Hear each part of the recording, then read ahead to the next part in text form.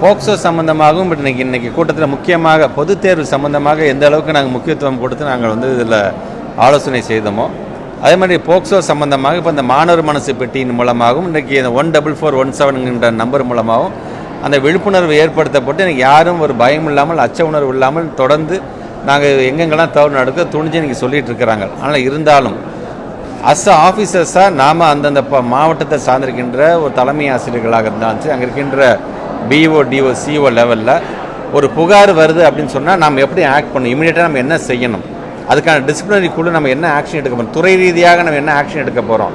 அதன் பிறகு அது போக்சோ சட்டம் அது வந்து காவல்துறை பக்கம் பண்ணுங்க, அவங்க அது கஸ்டோடியில் எடுத்து அவங்க என்ன பண்ண போகிறாங்க. இது ஒரு புறம் இருக்குதுன்னு நம்ம சைட்லேருந்து எந்த ஒரு காலதாமதம் இல்லாமல் அதை செய்ய வேண்டும். குறிப்பாக மாண்புமிகு தமிழ்நாட்டு முதலமைச்சர் இப்போ எங்களையும் அழைத்து என்ன சொல்லியிருக்காங்க, இதற்கான ஒரு வரைவு இமீடியட்டாக ஒரு SOP ரெடி பண்ணுங்க. நீங்கள் இது சார்ந்து இமீடியட்டாக நீங்கள் என்ன ஆக்ஷன் எடுக்க போகிறீங்க ஒரு சார்ந்து கொடுங்கன்னு இருக்காங்க. வித்தின் 3 to 4 டேஸில் அது வந்ததுக்கு பிறகு ஒட்டுமொத்தமாக எல்லா சிஓஸ்க்கும் அது நாங்கள் அது சொன்னதுக்கு பிறகு சர்க்குலராக அமைத்ததுக்கு பிறகு இனி இது மாதிரியான புகார்கள் வராத வண்ணம் நம்ம எப்படி ஒரு விழிப்புணர்வை ஏற்படுத்தணும். அதாவது நாம் வந்து ஒரு தவறு நடக்குது, தவறுக்கான ஆக்ஷன் எடுக்கிறது ஒரு பரம் இருந்தது என்று சொன்னால் அது வராமல் இருப்பதுக்கு எப்படிப்பட்ட விழிப்புணர்வை ஏற்படுத்த வேண்டும் என்று இன்றைக்கி அது ஒரு ப்ரோக்ராம் இன்றைக்கி நாங்கள் பண்ணிகிட்ருக்கோம்.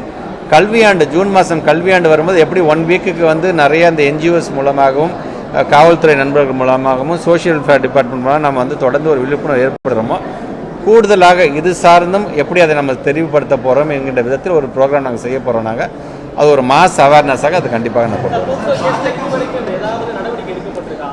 நம்ம ஏற்கனவே வந்து இது வரைக்கும் நிலுவையில் நம்முடைய இதில் பார்த்திங்கன்னா நான் அன்றைக்கி சொன்ன மாதிரி ஒரு 238 கேசஸ் இருக்குது. அந்த 238 கேஸில் கிட்டத்தட்ட ஒரு 11 பேர் வந்து குற்றம் இல்லை என்று நிரூபிக்கப்பட்டு அவர்கள் மீண்டும் பணியில் சேர்க்கப்பட்டிருக்கிறார்கள்.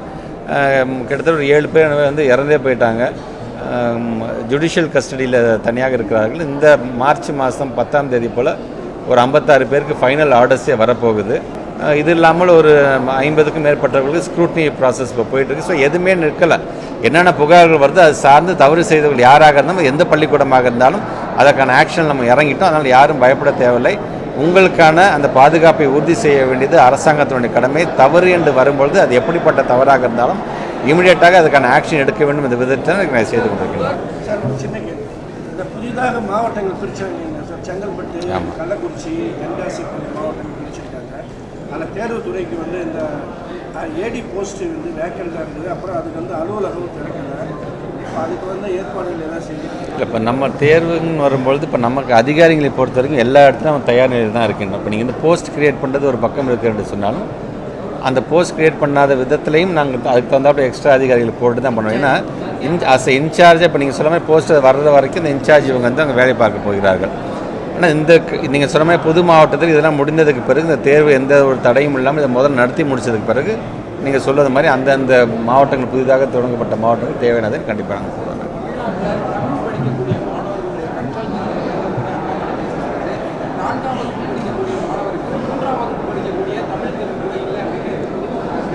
இல்லை அவர் நான் தான் சொன்னேன்னா அந்த ரிப்போர்ட்டை பற்றி அவர் பேசும்பொழுது நான் ஏற்கனவே ஒரு ரிப்போர்ட் வந்துச்சு, நீங்கள் சமீபத்தில் பார்த்துருப்பீங்க.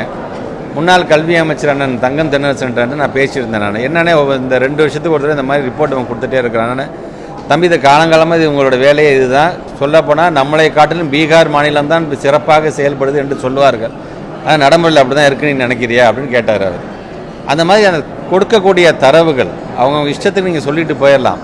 ஆனால் தான் எங்களுடைய ஸ்டேட் பிளானிங் கமிஷனை பொறுத்த வரைக்கும் யாரோ வந்து நம்மளை வந்து சோதித்து பார்ப்பதை காட்டிலும் நாம் ஏன் அங்கொன்றும் இங்கொன்றுமாக பண்ண வேண்டும். அது இப்போ இருக்கிற 10 லட்சம் பிள்ளைங்களும் நம்ம பண்ணி பார்த்துருவோம். நம்முடைய ஆசிரியர் பெருமக்களுடைய கற்றல் திறன் எப்படி இருக்குது என்பது அந்த ரிசல்ட்டை வச்சு நீங்கள் தெரிஞ்சுக்கலாம். ஏற்கனவே சொன்ன மாதிரி கல்வி சிறந்த தமிழ்நாடு என்பதே அந்த ரிப்போர்ட் வரும்போது ஸ்டேட் பிளானிங் கமிஷன் அதை நீங்கள் வந்து ரிலீஸ் பண்ணும் பொழுது நீங்கள் கம்பேர் பண்ணி நீங்கள் பார்த்துக்கலாம்.